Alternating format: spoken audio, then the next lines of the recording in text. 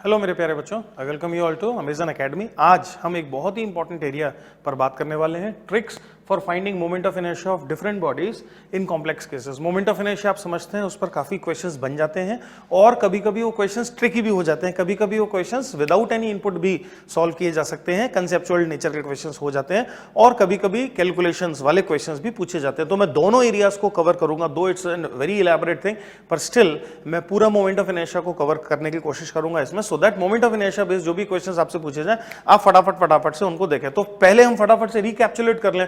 तो moment of inertia calculations में जो ट्रिक्स यूज होती हैं वो आप अच्छे से समझ में आपको आना चाहिए। Parallel axis theorem, perpendicular axis theorem और नेगेटिव मास कांसेप्ट, ये तीन एरियाज हैं, ये तीन ट्रिक्स हैं जो कि मोमेंट ऑफ इनर्शिया कैलकुलेशंस में यूज होती हैं। पैरेलल एक्सिस थ्योरम हमसे क्या कहता है? तो पैरेलल एक्सिस थ्योरम हमसे कहता है कि अगर कोई भी रिजिड बॉडी है कैसा भी और उसके सेंटर ऑफ मास से अगर कोई एक्सिस गुजर रही है तो उसके पैरेलल अगर कोई एक्सिस है और दोनों के बीच में सेपरेशन है अगर r और पूरे सिस्टम का मास है अगर m, तो इस पैरेलल एक्सिस के अबाउट जो मोमेंट ऑफ इनर्शिया बनेगा that is I not plus mr²। इसको मैं बोल रहा हूँ ट्रिक 1। ये पैरेलल एक्सिस थ्योरम है जिसको अपन ट्रिक 1 T1 ट्रिक 1 की तरह इसको हम ले सकते हैं, ठीक है जी। सिमिलरली दूसरा है ट्रिक 2 जो कि है परपेंडिकुलर एक्सिस थ्योरम, क्योंकि क्वेश्चंस जनरली मर्ज्ड होते हैं, उसमें सब कुछ यूज होता है।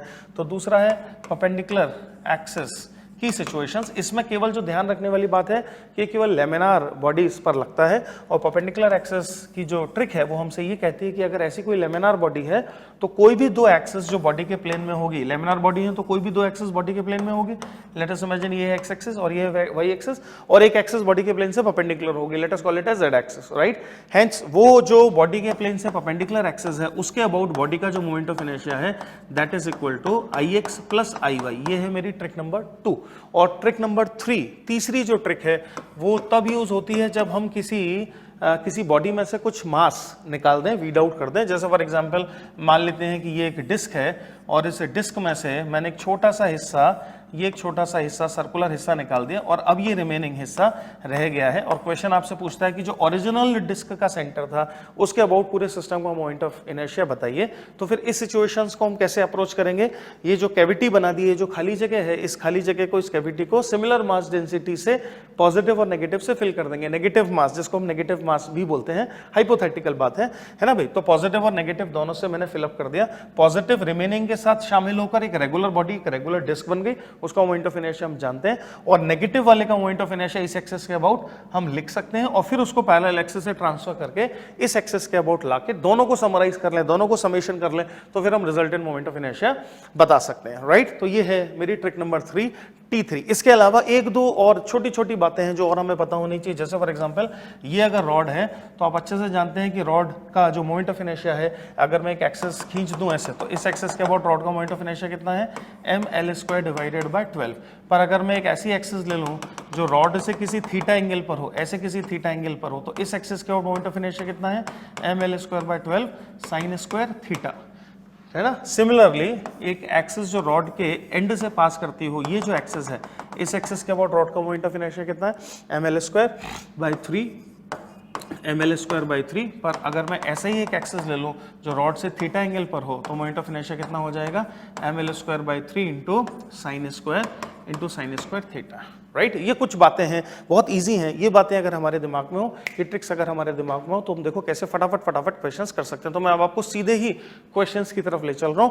तो ट्रिकी और कॉम्प्लेक्स दोनों तरह के क्वेश्चंस यहां पर बन सकते हैं। तो आइए जरा फर्स्ट क्वेश्चन पर नजर डालिए। फर्स्ट क्वेश्चन को देखिए क्या कह रहा है। There is a disc of radius 2r, so this is a disc having a radius of 2r and having a mass of m which is hinged from its center. Okay, fine. If a disk of radius r has been removed, right? तो small r, capital R radius का disk मैंने remove कर दिया, such that the radius of the bigger disk behave as the diameter of the disk and is welded on the opposite side. तो इसको यहाँ से remove करके यहाँ पर weld कर दिया, ऐसा। तो आपने बता देना है कि first case में moment of inertia अगर I1 था और इस axis के about, और second case में भी इस axis के about अगर moment of inertia I2 है, तो I1 और I2 का ratio क्या होगा? 4 options आपसे पूछ रहा है कि I1 I2 का ratio क्या होगा, है ना भाई। इसको अगर हम समझें और अप्रोच करने की कोशिश करें, और जैसे नेगेटिव मास का मैंने आपको कंसेप्ट अभी बताया था, समझाया था, उसके अकॉर्डिंगली अगर देखें तो एक नजर अगर आप देखें तो यहां से मास उठाकर एक्चुअली यहां रख दिया है, है ना। तो अगर आप थोड़ा ध्यान से देखें तो एक्सिस के परपेंडिकुलर या एक्सिस से परपेंडिकुलर डायरेक्शन में जो मास का डिस्ट्रीब्यूशन है उस पर कोई फर्क नहीं पड़ा है, मास केवल उठा के यहां से यहां रख दिया, है ना। हेंस अगर मान लेते हैं कि कोई पॉइंट यहां होता तो एक्सिस से परपेंडिकुलर डायरेक्शन में वो जितनी दूरी पर पहले था, क्या उतनी ही दूरी पर वो पॉइंट अभी भी है? एक्सिस से परपेंडिकुलर डायरेक्शन में अभी भी उतनी दूरी पर है। थोड़ा भी ध्यान से समझेंगे तो समझ में आएगा कि दोनों केसेस में मोमेंट ऑफ इनर्शिया सेम आएगा। मैथमेटिकली भी अगर आप करने की कोशिश करें तो आप क्या करोगे, नेगेटिव मास से इसका नेगेटिव मोमेंट ऑफ इनर्शिया निकालकर शिफ्ट करोगे और इसका पॉजिटिव मोमेंट ऑफ इनर्शिया निकालकर शिफ्ट करोगे। क्या दोनों टर्म एक दूसरे को कैंसिल आउट कर जाएंगे। हेंस फर्स्ट केस का मोमेंट ऑफ इनर्शिया और सेकंड केस का moment of inertia very interestingly same आएगा। Hence I1 is equal to I2 होगा और जो रेशियो होगा दोनों का दैट वुड बी 1। तो जो राइट आंसर है इस क्वेश्चन का दैट इज डी। बहुत ही ज्यादा इंटरेस्टिंग है ना। एक और अगर मैं सिमिलर अगर एक सिचुएशन आपके सामने रखूं तो मान लेते हैं ये एक सॉलिड कोन है ये एक सॉलिड कोन है ऐसा, और इस सॉलिड कोन का मोमेंट ऑफ इनर्शिया इस एक्सिस के अबाउट लेट अस इमेजिन है I0। क्लास लेता हूं तो ये क्वेश्चन जनरली मैं कराता हूं बच्चों को। अब मान लेते हैं कि इसको मैंने ऊपर से काटा तो एक फ्रस्टम टाइप का बन जाएगा। तो मैंने इसको ऊपर से काटा और ये एक ऐसा फ्रस्टम टाइप का बन गया कुछ इस प्रकार से ऐसे, और ऊपर का जो हिस्सा है इसको मैंने नीचे जोड़ दिया समथिंग लाइक दिस। और अब अगर मैं आपसे पूछूं कि what is the moment of inertia of this system about this axis, तो इंटरेस्टिंगली आंसर अभी भी I0 ही है। Same similar situation. अगर आप ध्यान से देखें तो एक्सिस से परपेंडिकुलर डायरेक्शन में मास डिस्ट्रीब्यूशन पर कोई फर्क नहीं पड़ा है। जैसा डिस्ट्रीब्यूशन मास का एक्सिस से परपेंडिकुलर डायरेक्शन में पहले था वैसा ही अभी भी, और moment of inertia vector quantity नहीं है। हेंस डायरेक्शन वाली बात से उसके न्यूमेरिकल वैल्यू पर कोई भी इफेक्ट या कोई भी प्रभाव नहीं पड़ता है। इस बात को हम ध्यान में और रखते हुए चीजों को देखते हैं। ठीक है भाई, चलिए जी। अब एक अगली सिचुएशन को देखिए। तो 4 क्वेश्चन है, मैट्रिक्स का मैंने क्वेश्चन लिया, इसमें 4 क्वेश्चन है। तो 4 क्वेश्चन है, एक नहीं 4 क्वेश्चन है। इसको ऐसा देखें, लेट अस अंडरस्टैंड क्या है क्वेश्चन, क्या कह रहा है। तो each of the 4 wheels in column 1 has an outer ring of radius r। तो आउटर रिंग जो दिख रही है चारों में उसका जो रेडियस है that is capital R and mass m। तो मास m है और रेडियस है capital R। Other than the outer ring the wheels comprises of some uniform rods each of mass m and length r। Right, तो wheel के अलावा कुछ rods भी हैं जो कि दिख रही हैं ऐसे। तो आपको बता देना है what is radius of gyration about an axis passing through the centre. तो रेडियस ऑफ गायरेशन कैसे निकालते हैं? पहली बात, रेडियस ऑफ गायरेशन किसी भी एक्सिस के अबाउट पूछा जा सकता है। सेकेंडली, उस एक्सिस के अबाउट जो भी मोमेंट ऑफ इनर्शिया सिस्टम का आ जाए, क्या मैं उसको टोटल मास इनटू z का स्क्वायर कर दूं? तो now z would be your radius of gyration.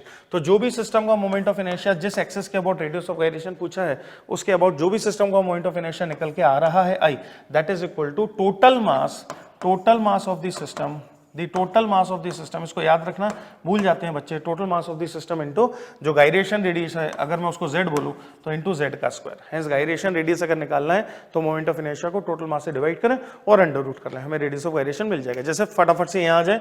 ठीक है जी। तो इस पूरे सिस्टम का मोमेंट ऑफ इनर्शिया इस एक्सिस के अबाउट चाहिए मुझे, ये एक्सिस के अबाउट चाहिए। कितने लोग हैं सिस्टम में? 1 2 3 तो रॉड है और एक रिंग है। रिंग का मोमेंट ऑफ इनर्शिया इस एक्सिस के अबाउट कितना?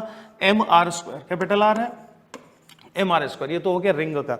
और ये जो तीनों रॉड्स हैं इनका मोमेंट ऑफ इनर्शिया कितना? रॉड का कौन सा वाला केस है?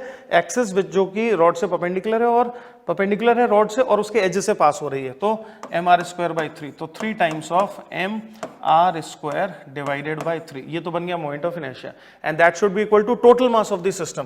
तो total mass of the system कितना है? m और m, that means 4m into z का स्क्वायर, 4m इंटू z का स्क्वायर। हेंस z की जो वैल्यू है वो z की वैल्यू कितनी आ जाएगी? r/√2। हेंस a का ऑप्शन जो मैच करेगा वो किससे मैच करेगा? r से मैच करेगा। राइट, r/√2 आंसर आएगा। समझ में आना चाहिए। अगला क्वेश्चन देखिए, आसान।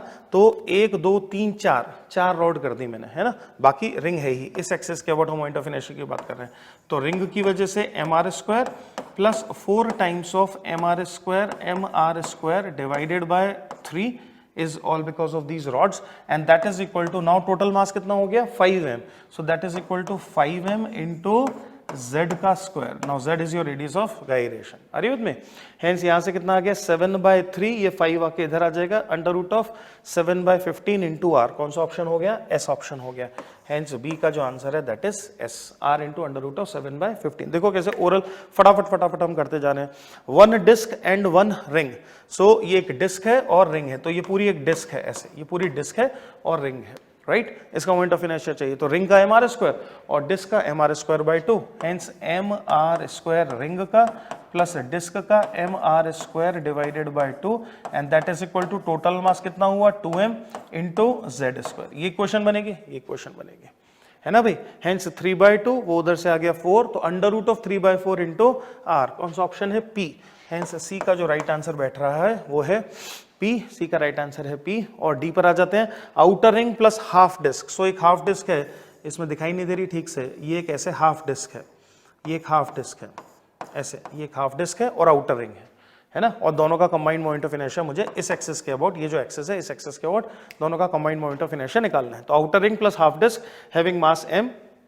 अच्छा, और एक रॉड भी है, एक रॉड भी है, एक रॉड भी है, ये ऐसे, वो डायग्राम में दिख नहीं रहा, एक रॉड भी है। तो कितने लोग हैं, 3। कौन कौन है, कौन कौन रिंग है, एक तो है आउटर रिंग, और क्या है, एक हाफ डिस्क है, और क्या है, एक रॉड है ना। तो कितनी एंटिटीज है, 3 एंटिटीज है। आउटर रिंग की वजह से कितना mr² प्लस हाफ डिस्क की वजह से इस एक्सिस के अबाउट कितना, हाफ डिस्क की वजह से, हाफ डिस्क की वजह से, ये अगर एक हाफ डिस्क है तो इस हाफ डिस्क की वजह से इस एक्सिस के अबाउट मोमेंट ऑफ इनर्शिया कितना, कितना, हाफ डिस्क की वजह से इस एक्सिस के अबाउट मोमेंट ऑफ इनर्शिया कितना, mr²/2। अगर डिस्क का मास है m तो इस एक्सिस के about moment of inertia is mr² divided by 2, right. तो हाफ डिस्क की वजह से moment of inertia is mr² divided by 2 plus कौन रह गया, एक रॉड रह गया, इस रॉड के लिए mr²/3, so plus mr² divided by 3 is equal to, कितने लोग हैं, 3 लोग हैं, is equal to 3m into z का square.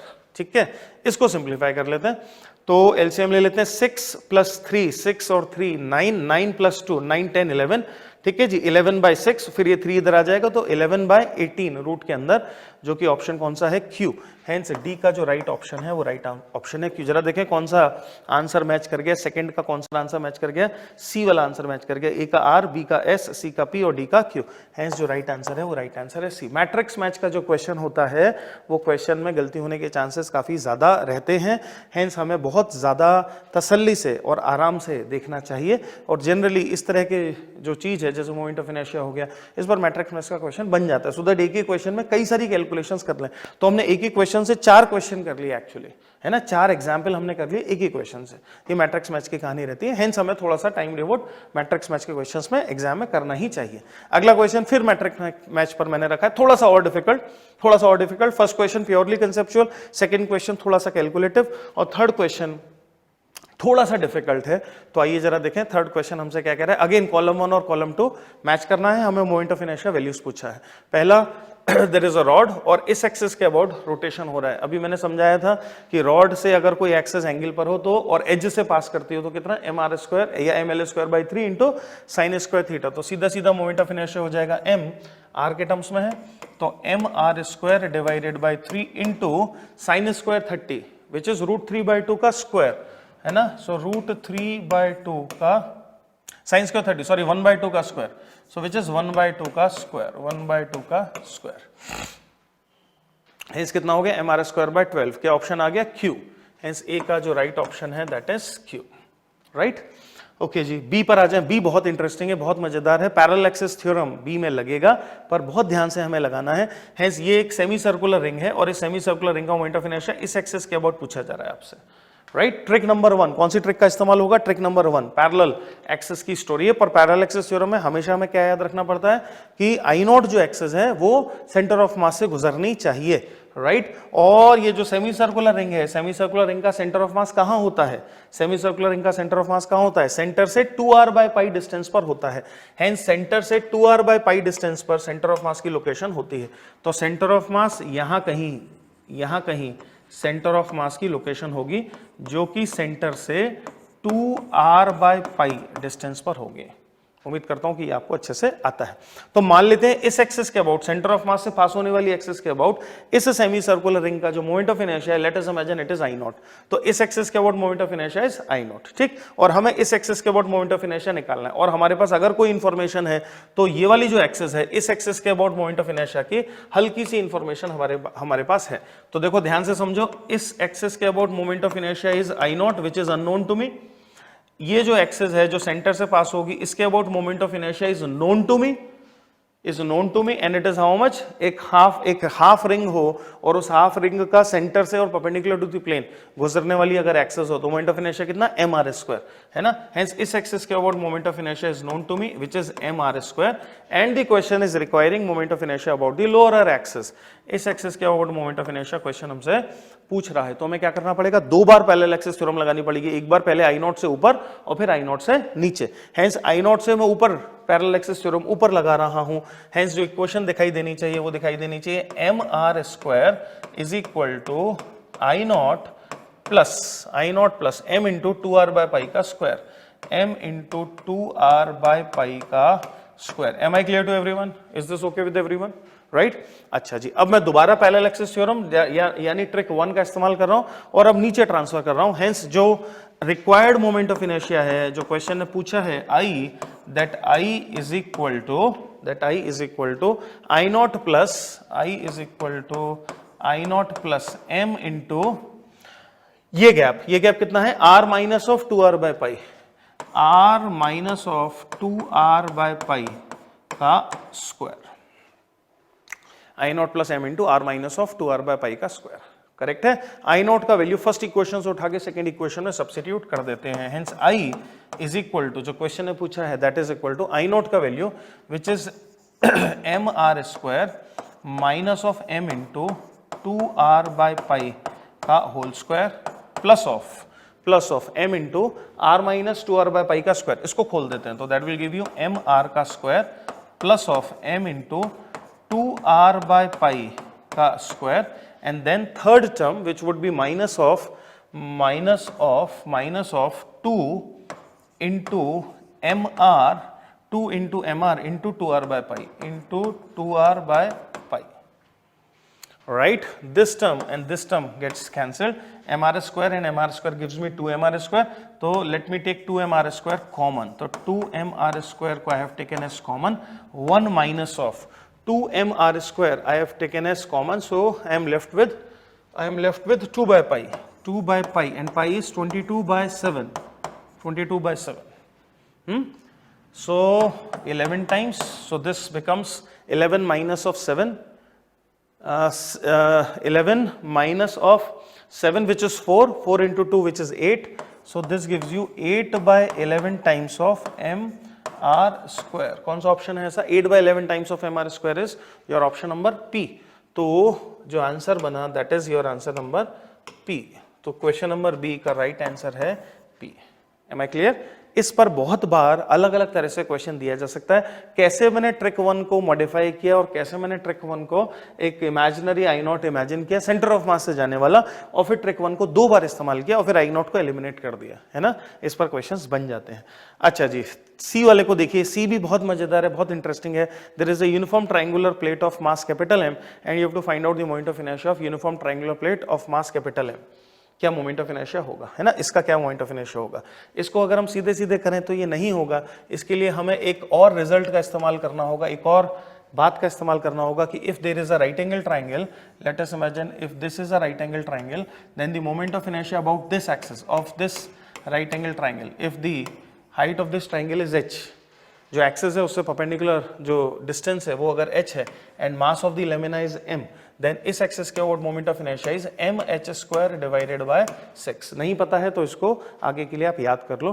Right angle triangle, the triangle is right angle triangle, right angle triangle का इस एक्सिस के अबाउट जो मोमेंट ऑफ इनर्शिया है that is mh² divided by 6, where h is the height और altitude, mh² divided by 6।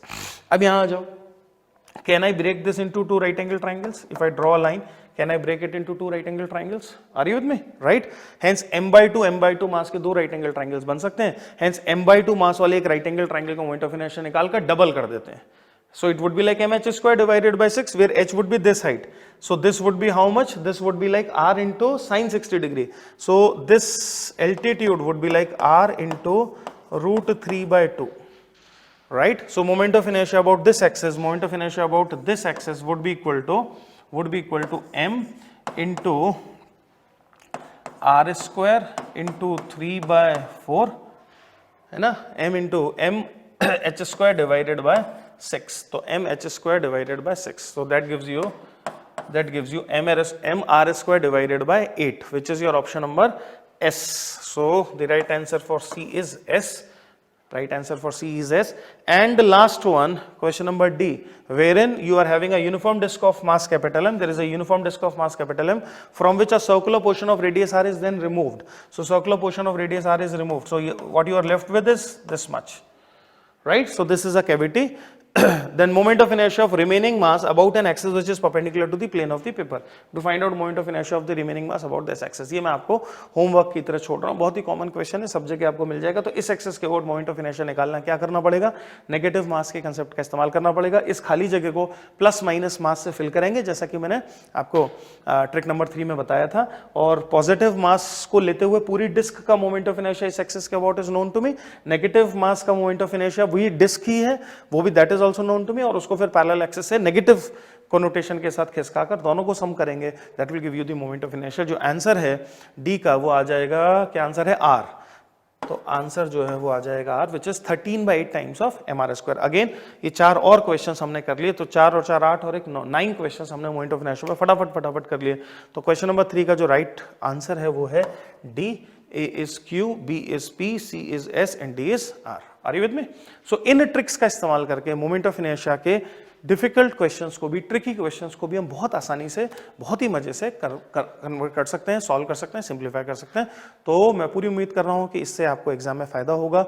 एक question, कम से कम एक question अगर मोमेंट ऑफ इनर्शिया पर आ जाता है तो आप उसको अच्छे से कर पाओगे। ठीक है जी, keep watching the series. Thank you very much. For detailed videos, daily practice problems and live chat, visit academy.amazon.in or download the app.